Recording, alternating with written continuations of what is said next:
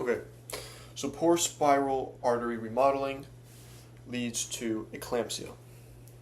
Who is doing the bad job of remodeling these spiral arteries?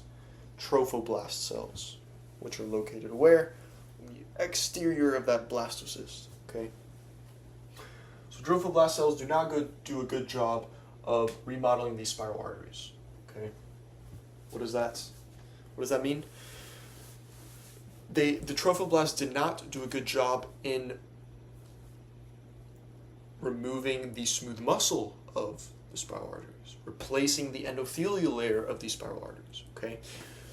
The point of remodeling is to make these spiral arteries these low resistance, dilated blood conduits. We want to bring as much blood as possible, therefore as much nutrients as possible, to the uterus so that we can nourish our baby. So we need to make these spiral arteries adaptable to bring a ton of blood to the uterus. Therefore, we make it so that the spiral arteries lose their vascular tone, lose their ability to vasoconstrict. So they're just vasodilated, stretchy things that allow a lot of blood to go to the uterus. Okay? And the trophoblasts facilitate this transformation of high resistance, narrow arteries to low resistance, dilated arteries. Okay? If the trophoblasts don't do a good job in bringing about this transformation, then bad stuff happens. Okay? What are some bad stuff? What is some of the badness that occurs? Poor spiral artery remodeling will lead to an ischemic placenta. What does that mean? The placenta is not receiving enough blood than it needs to. Okay? Ischemic placenta. The oxygen supply does not. The oxygen demand exceeds the supply. That is what leads to an ischemic placenta. The placenta needs oxygen, however, it's not getting enough. This is ischemia in a nutshell. Okay? So what happens when the placenta becomes ischemic? It releases these things called anti-angiogenic factors. What does that mean?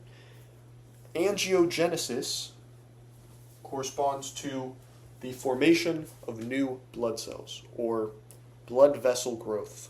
Okay?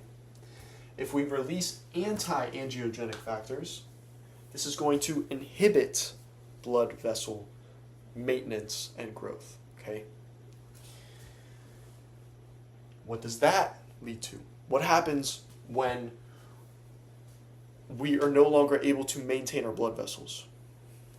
This leads to maternal endothelial dysfunction.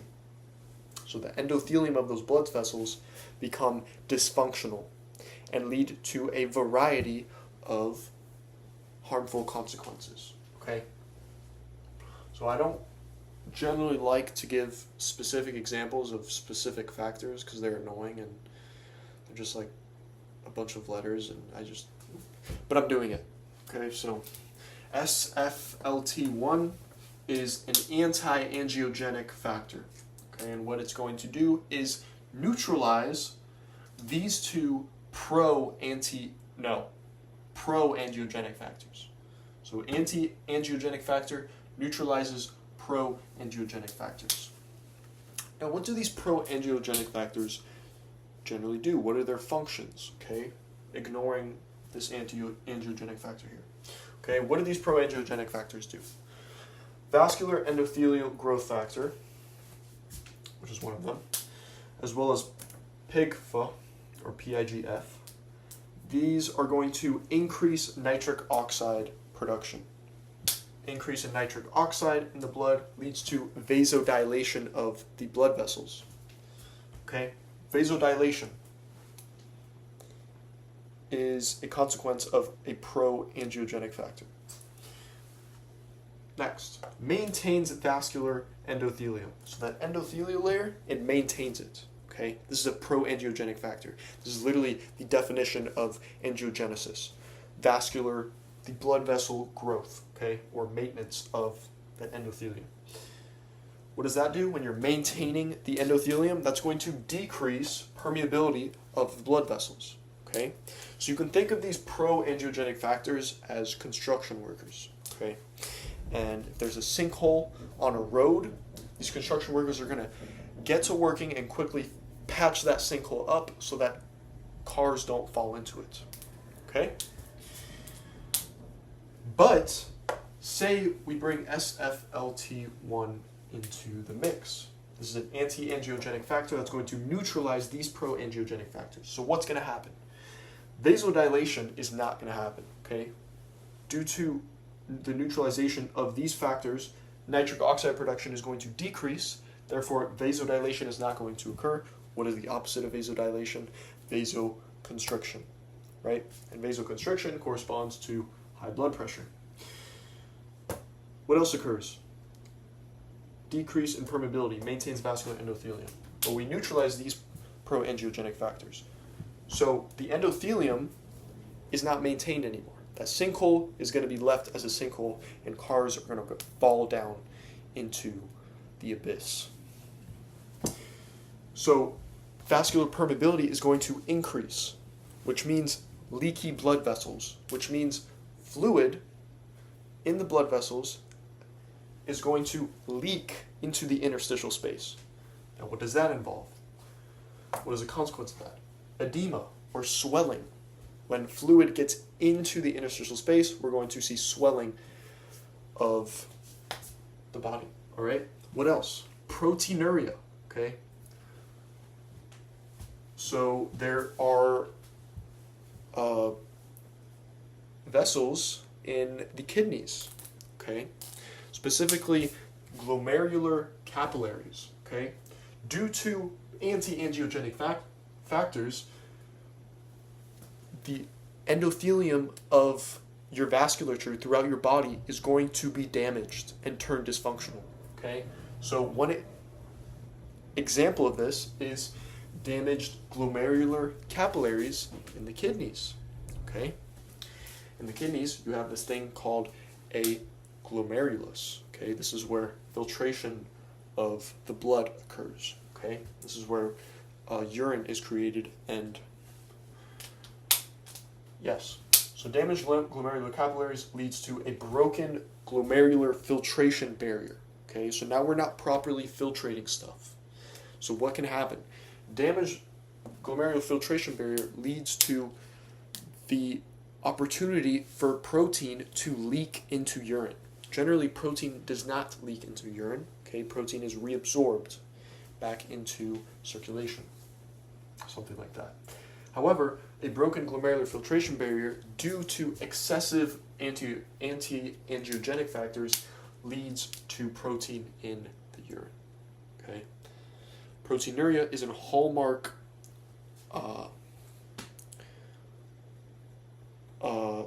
clinical factor for diagnosing preeclampsia. Okay. Now, proteinuria also leads to what is known as hypoalbuminemia. Okay.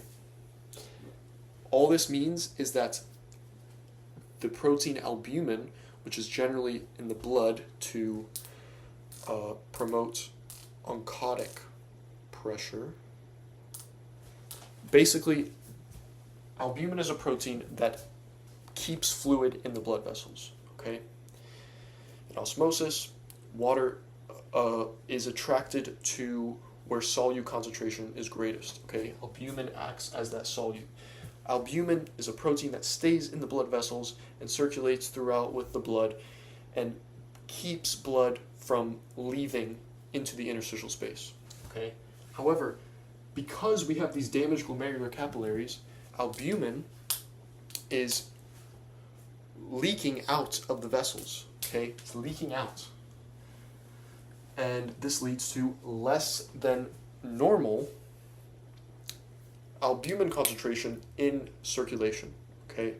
So when we have less than normal albumin concentration in circulation, this is going to lead fluid to leak out of the blood vessel. It's going to make water more likely to leave because there's not enough albumin to keep water inside the blood vessels, okay?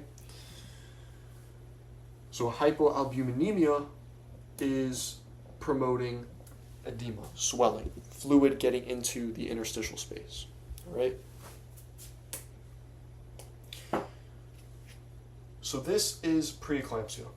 Okay, we have poor spiral artery remodeling, which leads to an ischemic placenta. An ischemic placenta leads to the release of anti-angiogenic factors in maternal circulation.